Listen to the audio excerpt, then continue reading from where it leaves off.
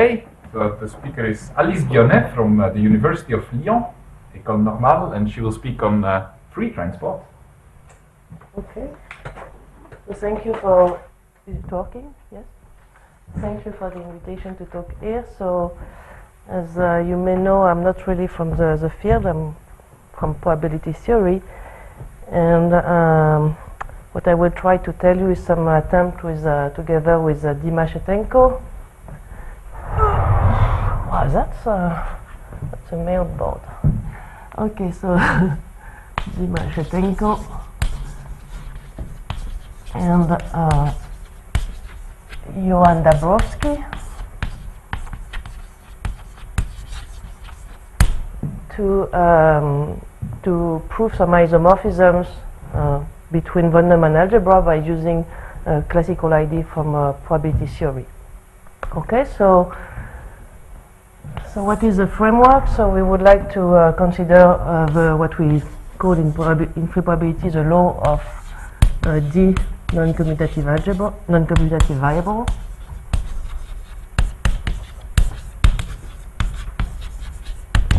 Okay, so which I will denote tau. So tau, I think about it as some just some linear functional on the set of test functions which are polynomial. Okay, so I will have D variables. Okay, and so this can be realized in some C-star algebra. So I have D operators A1, AD, which are self-adjoint. Okay, and I have phi, which is a threshold state.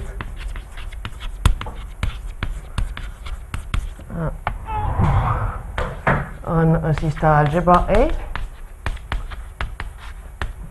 Okay, and so this star algebra can actually be taken to be just a set of non-commutative polynomial.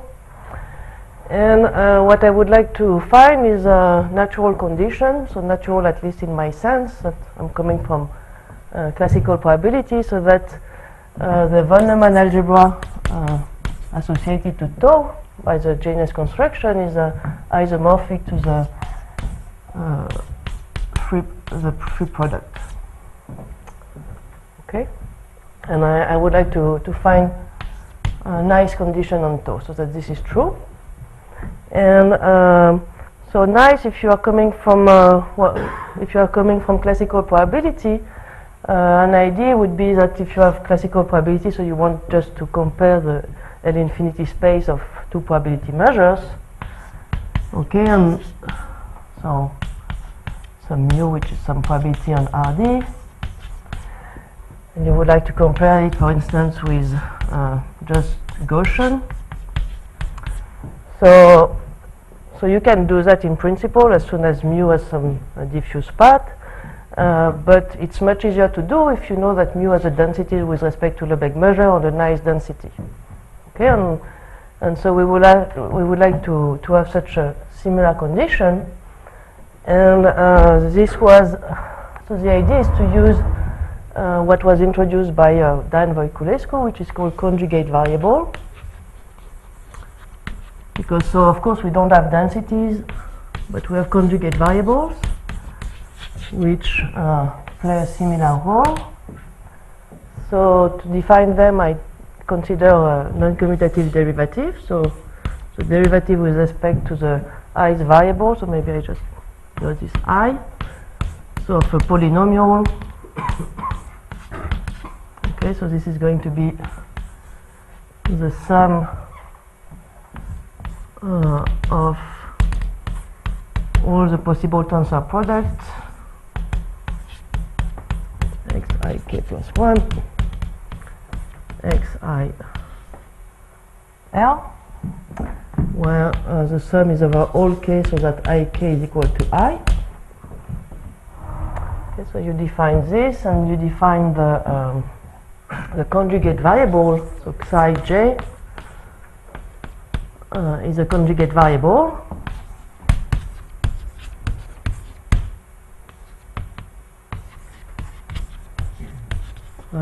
So if and only if, so for all polynomial p, if you look at the for all I, okay, so the trace of the derivative is going to be given by the product of the conjugate variable times p. Okay, so this is the definition. So if you come back to classical probability, you just have the classical differential. And so you are just doing integration by parts. And in this case, so psi is so the derivative minus the derivative of the log of the density.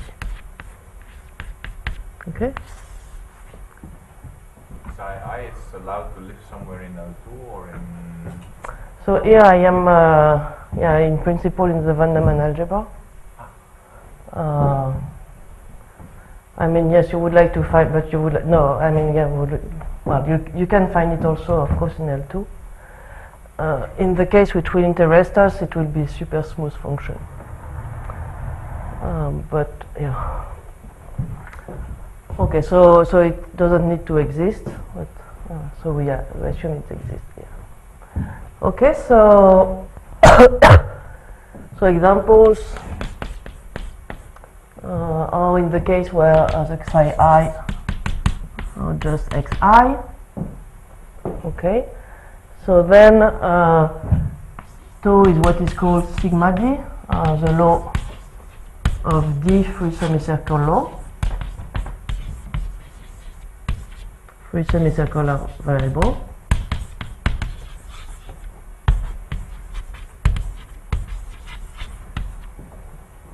Okay. And you can check, in fact, that in this case, this defines uniquely tau. Okay, because you see that if you are given any polynomial, you can define the trace of this polynomial inductively, because this depends on traces of lower degrees.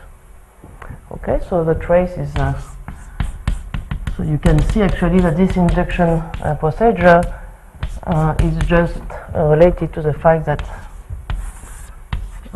these traces are given by the number of non-crossing partitions. Okay, so you should have colors, and what you see that this will be the number of possible non-crossing partition where blocks have only corresponds to indices which are equal. Okay, and so this is a notion of freeness. Also, in this case, what you know is that so sigma d can be found as a limit of matrix model, so it's a limit as n goes to infinity of so the expectation of the trace of matrices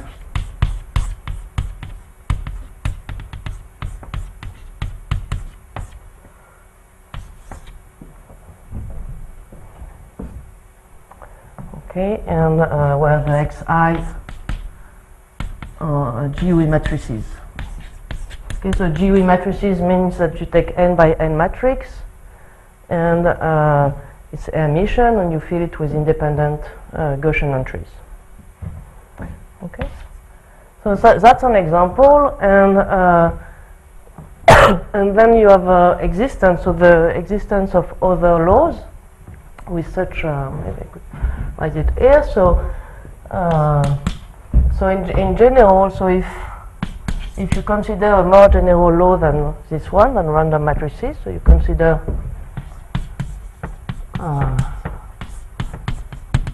so something but with a more complicated interaction.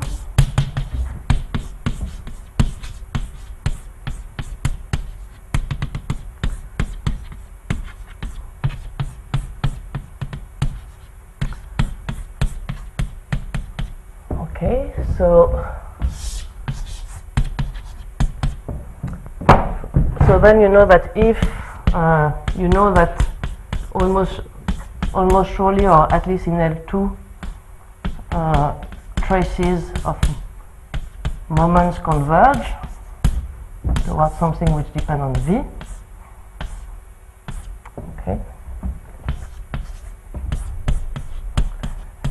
Then you can see that the limit will satisfy this equation. Then tau v as conjugate variable, which is psi I, which is di of v, where di is what is called the cyclic derivative. So maybe I could put it here. So di is m composed with di, where m of a turns out b is b times a.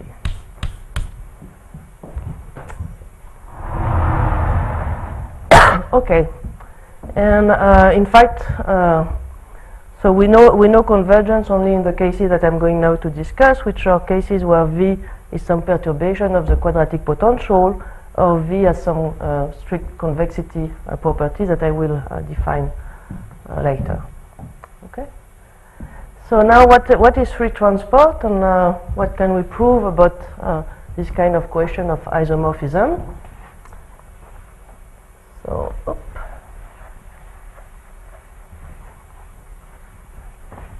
so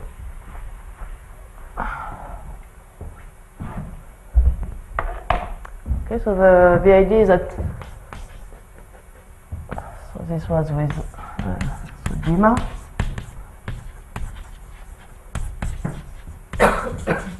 In 2012. So what we prove is that somehow if this psi I is some small perturbation of phase.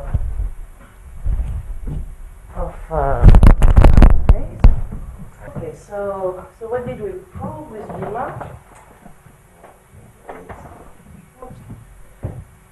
Okay, so what did we prove? So what we consider is the case where psi I is some derivative of the potential, where V is so the Gaussian potential plus some perturbation, okay, which is fragile. And then, so what we showed is that there exists epsilon 0 positive, so that if epsilon is smaller than epsilon 0, then there exists a unique tau v, which has conjugate variable div, which is a non-commutative law. Conjugate variable div, and which is actually bonded with generators which are bonded, let's say, by 3. I mean, I say by 3 because... You have to check if it's off.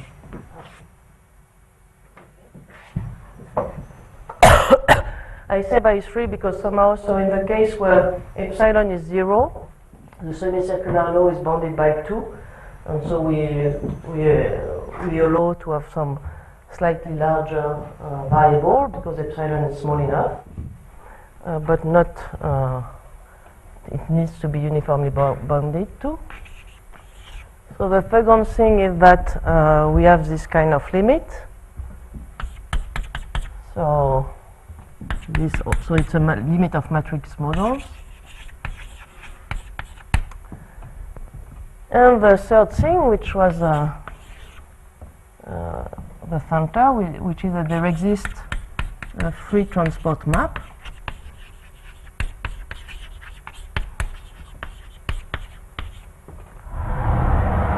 Put that here. Okay, so what I mean by here is that if there exist maps which are actually kind of converging series, so that tau is the image of the free semicircular by these maps, and vice versa. Okay, so there exists so tau1 to D and 1 prime to D prime, so that I can write that any trace P is the image of sigma by this.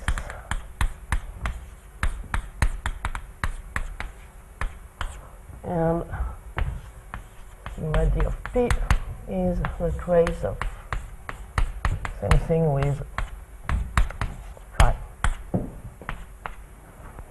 Okay, and these functions are very smooth because so the idea is that if I take the norm of P to be the sum of so the lambda Q A to the degree of Q. So here where P is the sum of lambda Q with the decomposition of P into monomials, so Q are monomials. Then so T and T prime belong to the closure of polynomial for this norm. Okay, for some A which is like 4, strictly greater than 4. Okay, so it's a converging series. And because of that, you can see that actually the C-star algebra related with tau and sigma D, and as well the von Neumann algebra are going to be the same. Okay, it's just one is the image of the other by very smooth math. So the corollary is that so sigma D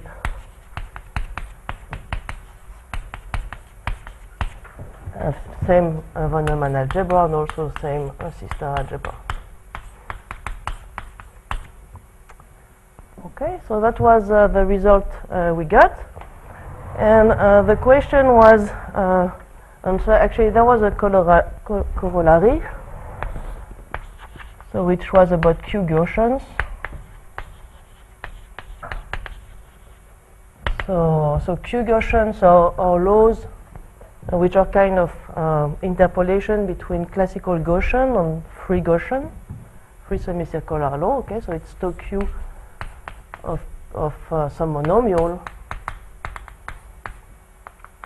which is sum of Q to the number of crossings, so sum over the partitions, crossing times the product of tau Q of xb prime. Okay, so you take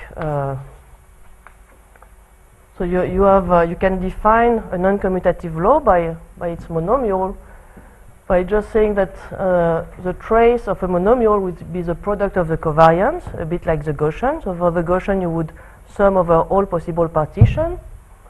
And for the free law, what you would do is to sum only over non-crossing partition. Okay, so it corresponds to Q equal to 0 and Q equal to 1.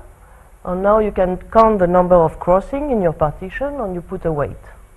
Okay, and so what our result allowed to prove is that QD, if QD is small enough, smaller than some epsilon 0, then you have the same, so you have a free transport.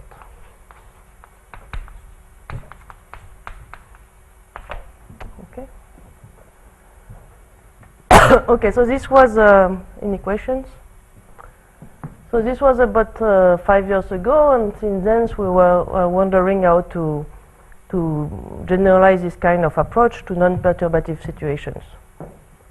Okay, and so this is this joint work that we started actually at least 4 years ago, and we just posted it on the archive, where we consider something which is very natural in at least when you come from classical probability, that if you have a strictly convex potential, you expect in statistical mechanics the properties to be very close to what independence.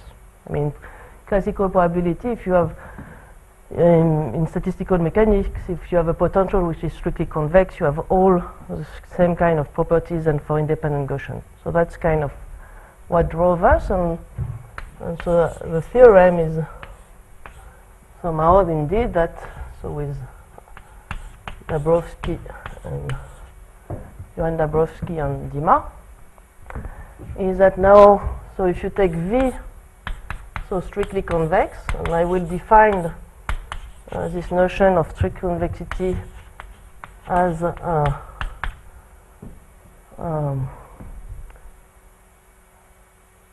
will try to avoid that as much as possible to define it, but I will tell you something about it. So if V is strictly convex, then indeed what we can prove is the same type of statement. So so maybe I can just replace that. So 1 is true, 2 is true, so the same statements. We have free transport maps, but mainly we have same W star algebra. Okay, so the isomorphism problem is still true under this type of non-perturbative result. So as I said, the problem with this notion of convexity I don't want to define is that it's quite difficult to work with it. However, we could find a non-trivial example so that this is true, and mainly it's when we have X4 interactions. So we take V to be the sum of something like this, some L4 interaction, and we can have something cubic,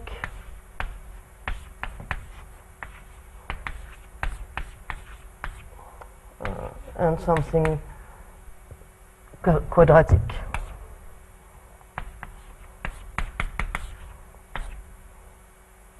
Maybe I could add new J squared. Okay, and then I can add some sum of Aij, Xi, Xj. Okay, so it's a non-commutative function with interaction which are up to degree 4, and I assume that what is it, something like nu g cubed to the square is less than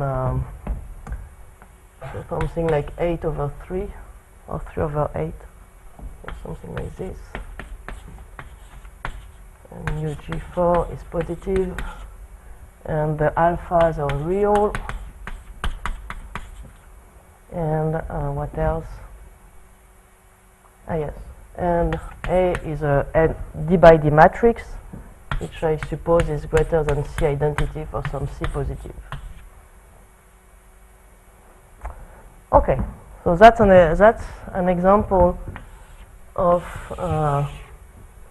potential V for which we can prove all the desired statements, even though, I mean, we don't have a very specific example in operator algebra which are related to that. Okay, but in principle we have, there should be other examples, but it's pretty difficult to compute them. Any question on the result? No. Okay, so if it's okay with you, since I'm from classical probability, I will explain you the classical IDs. And like this, it's a kind of, I don't know, I imagine in the state you would stay undergraduate kind of math IDs, and I will say briefly how we generalize them to the free case. Okay? Okay, so now it's kind of start over. And and so the question is, how do you build this kind of transport maps, okay, in classical probability? So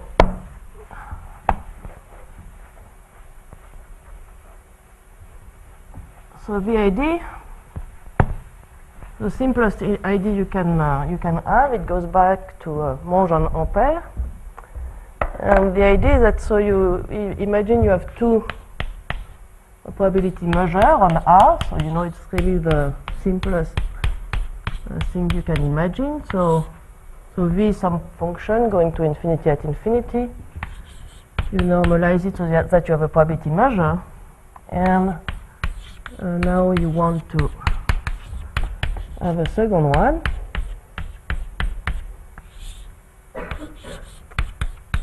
Okay, and what you want to do is to find t so that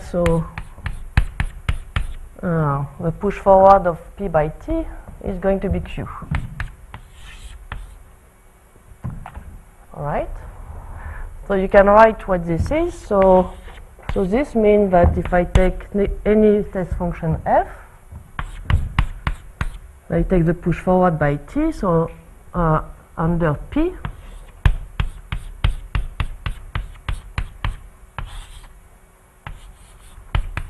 okay, so this should be q.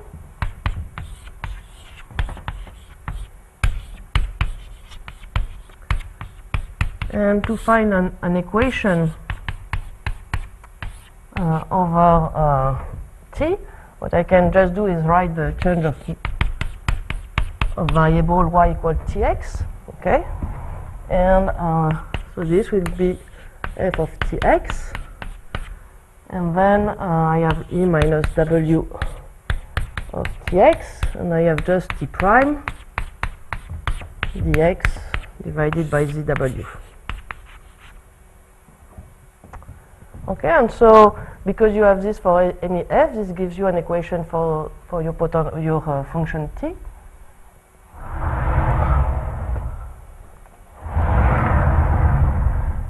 Okay, so the equation for the function t is quite simple.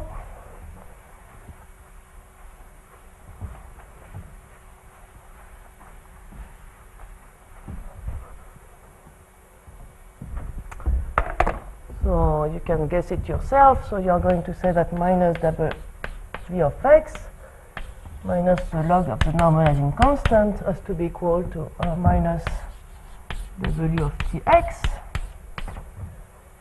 plus the log of t prime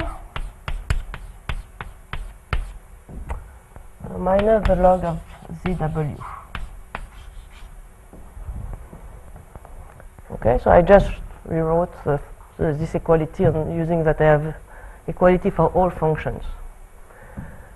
So the problem is to find t out of this equation, and in fact, so there is one case where it is easy, which is when v and w are close from each other. Okay, so if v is w plus some epsilon, some function, I don't know, delta, then I can expect that t will also be close from identity.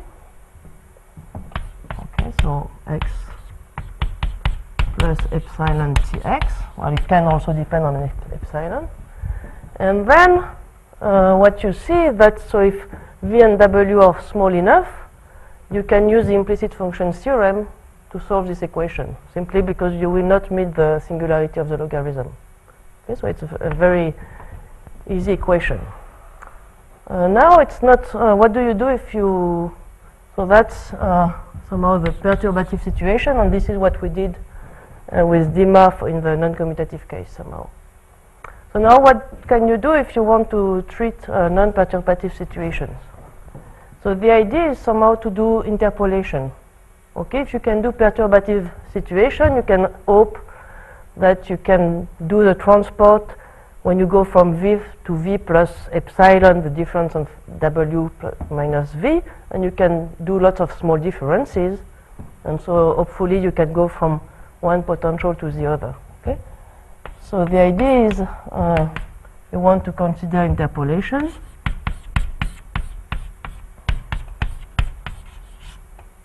Okay, and what you want to compute is so the transport map, which maps P onto, let's say, Qt, which is the thing with potential Vt.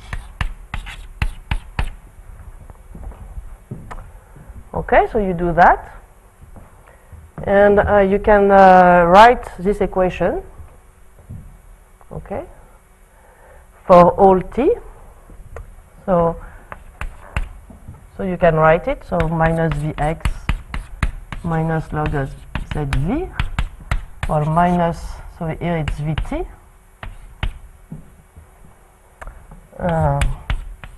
Tt of x plus the log of Tt prime minus the log of z dt. Okay? And the idea to solve it is to do small, to differentiate, because you know that a priori if you just do small increments in t, you should be able to solve your problem. Okay, so you differentiate with respect to t. Okay, and so what you find is 0 there, and then you will have minus, so v prime t of tt x times the differential. Then you have the differential of vt, so it's minus w minus v, and then you have plus vt of tt divided by tt, so composed with, and then you have minus some constant. Okay. So now to solve this equation, what you see is that oops. Okay, so it is just one-dimensional differential equation. So hopefully it's okay for a Wednesday evening.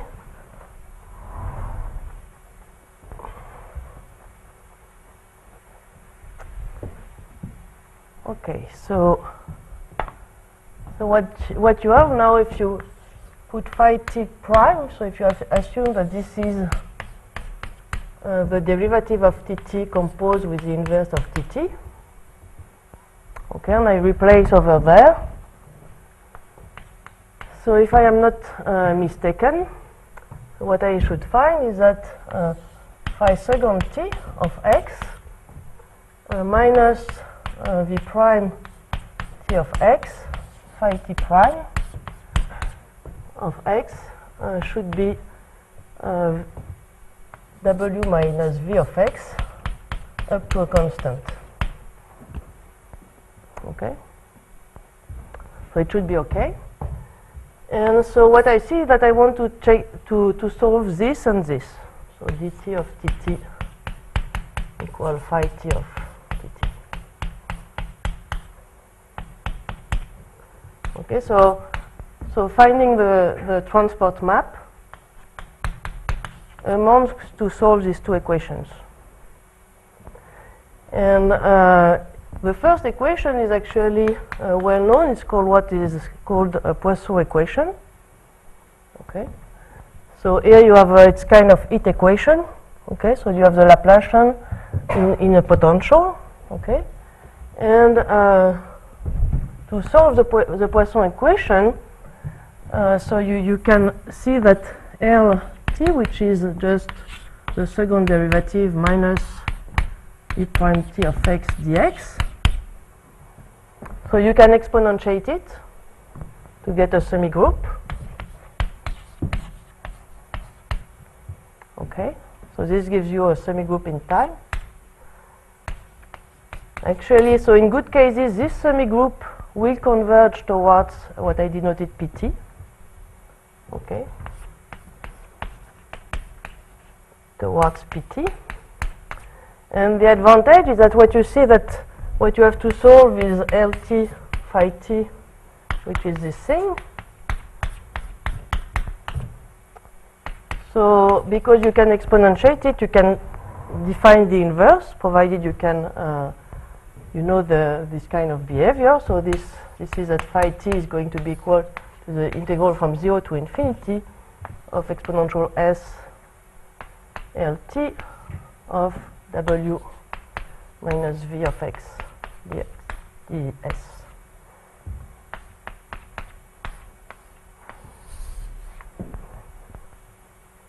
Okay, so what you basically need to do is to invert this differential operator, and to do that, one good way is to exponentiate it and to integrate from 0 to infinity.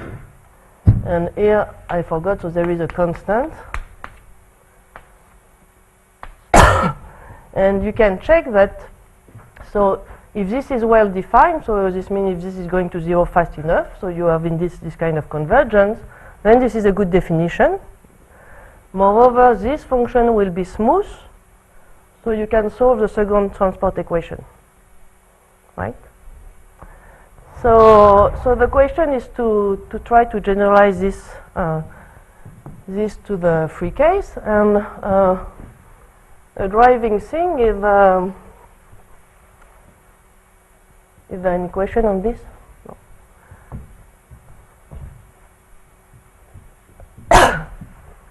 So a driving idea is that we have very nice representation in free probability, in classical probability of this kind of semi-group in terms of Brownian motion.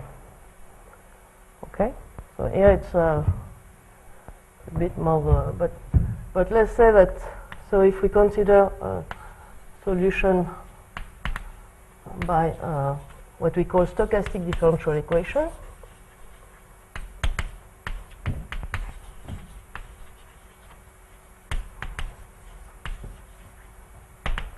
okay, so if we look at the solution which is to the differential equation where I have a Brownian motion,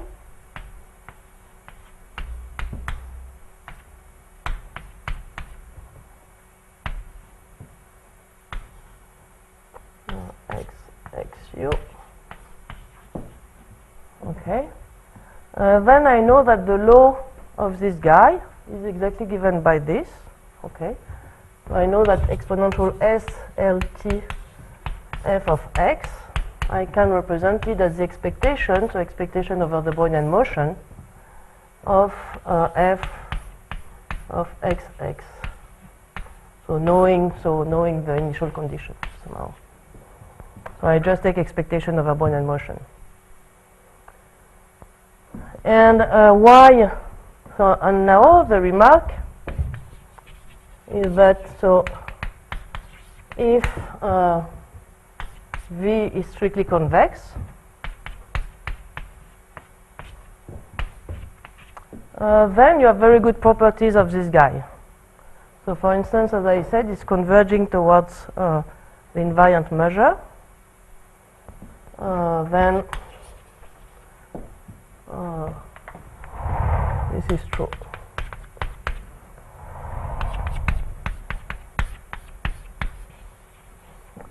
Okay. So and you can see that very easily, because so if you take this solution, so if you know it exists, so it's enough that V is like V prime is like C1. You take two solutions starting from two different initial conditions. You can make the difference. So the Brownian motion will disappear, and what you will find is just the difference of the potentials. And when you compute the L2 norm, you will see that it just decreases exponentially fast if you have strict convexity. Okay? So I can just maybe, yeah. So if you have two initial conditions, then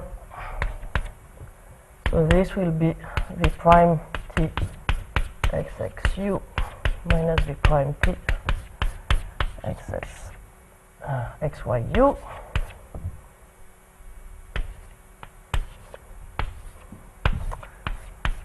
xxu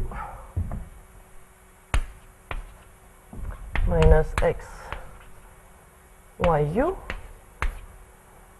Okay, so by this, and then if you have strict convexity, this is going to be smaller than minus c times the difference. Okay, so this shows that somehow whatever is the initial condition, for large time, your diffusion will not depend on it, so it converges towards something which does not depend on the initial condition. Okay, and so then you can perform, in this case of strictly convex potential, all the steps and construct your transport map very easily, and it will be very smooth. Okay, so that's now where now we would like to do the same thing in the free case. Okay, so in the non-commutative case.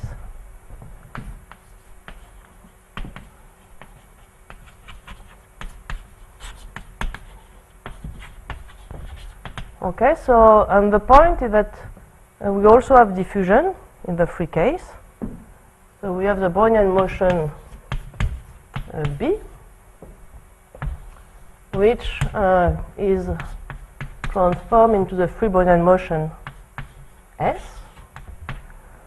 And the idea is simply that the increments, instead of independence, you have freeness, and you can construct the same thing. And so you can construct diffusion exactly like here, but with this time the free Brownian motion. And you have to put the cyclic derivative. Okay. And now if you followed what I said, so you would like to find the transport by solving these two equations. So first you would like to define somehow phi, well maybe we call, I think, it g of t of x to be this kind of integral. So it will be the trace of w minus v, so this time it's just in the free case, so it's x okay, so this depends on, so it was not a good notation, u, it depends also on t, so x t u du. Okay, knowing the initial condition, so it's a conditional expectation du, and then you want to solve this transport equation, which is basically that the derivative of your transport map, now it's in the non-commutative world, should be the cyclic derivative of this guy.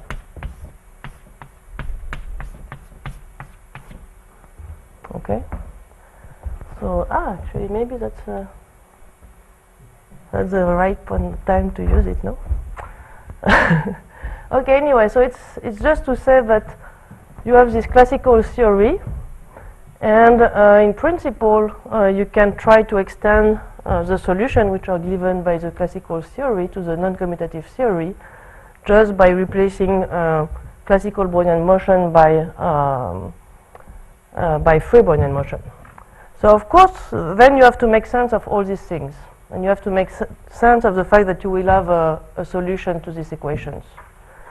So the first thing is, so again, to make sense of this integral, we need to have the fact that at infinity it will not blow up. So we need to have good convergence of the semigroup. So we need convexity. And then the second thing is that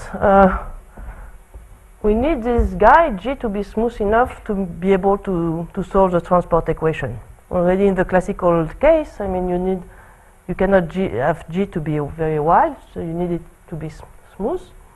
And so it's the same problem. So the reason why the paper is so long is that actually to make sure that this guy is smooth enough and well defined with its cyclic derivative is a big mess. The other thing is to have this notion of convexity so that we have convergence of the integral. And so now I can maybe define this notion of convexity and then run away. So maybe as a first remark is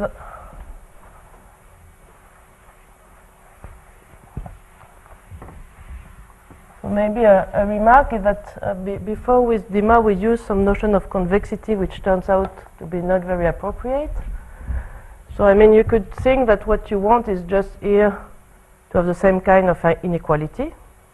Okay, so first notion of convexity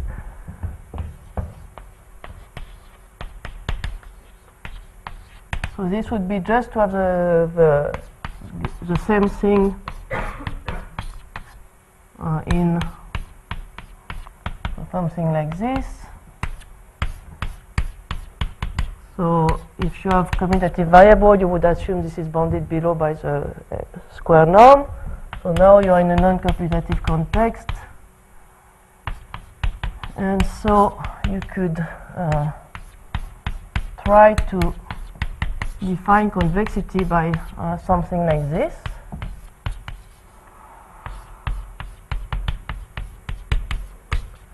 Okay, but so it turns out it's a very nice notion of convexity to prove theorem, but it seems to be quite empty.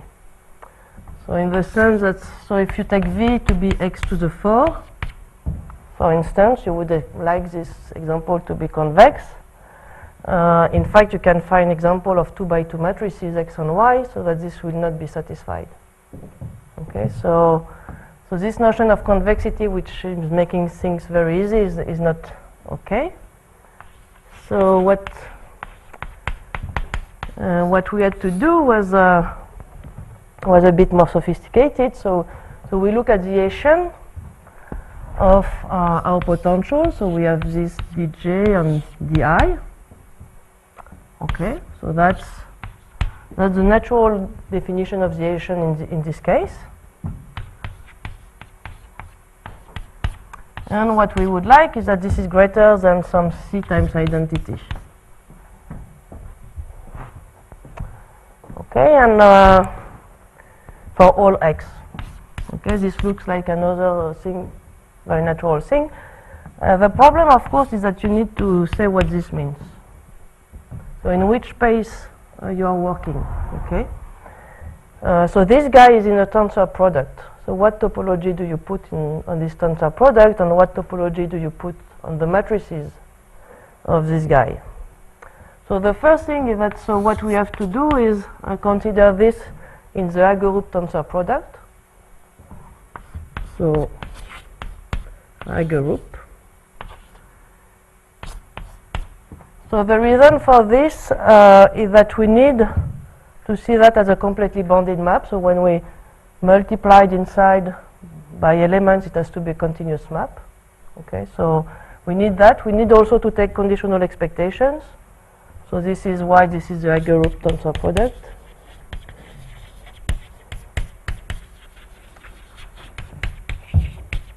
Okay, and because we have this cyclic derivative, we have lots of, we apply cyclic symmetry a lot, so we have also to twist it so that it's a cyclic Hagerup tensor product. And then we have to say what is positive, and positivity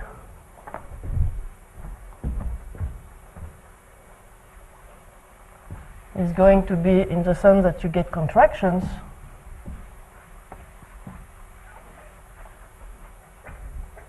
Okay, so Q is going to be non-negative if and only if. So if you look at the exponentiation, it is a contraction for all t non-negative. And here, so the norm in Mn, so this is again this kind of guy. Okay, so this is going to be something like the sweep over all x, so which are in this Hagerup tensor product of m-fold of the norm of Q. So where you put in the middle, you have also Q star. Okay, so you have this kind of norm where well, this is just multiplication.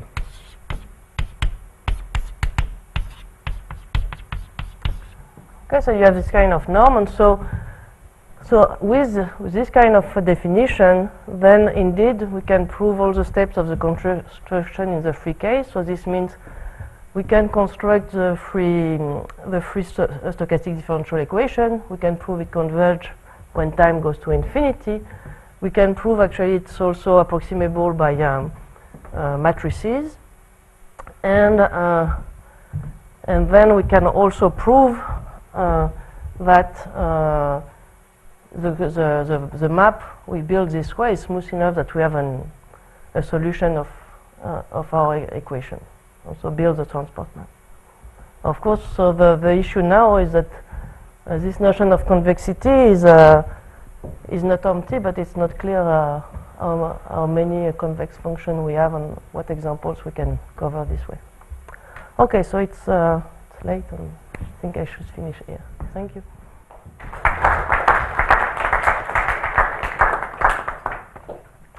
Questions? Comments? Is there any hope to replace the role here when you pass over to the non-commutative case, the free Brownian motion by the Q Gaussian Brownian motion, Q Brownian motion for very, very small q, and do something similar? I must say I didn't think about it. Part of the problem is that it's not clear what it means for that to be Q independent. I mean, it's always Brownian motion which is independent from some initial algebra, right? So it's not clear what that means in the Q case. Yeah, you have a stochastic calculus also there, but not the full. No, but it's not clear how to start with some initial algebra to make sure that I mean, it's understood what it means to be Q independent for the increment, but it's not clear that it's independent from the initial algebra. That's not clear what that means.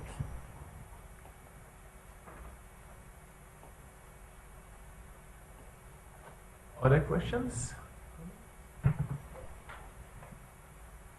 No? Thank you very much. So we are supposed to meet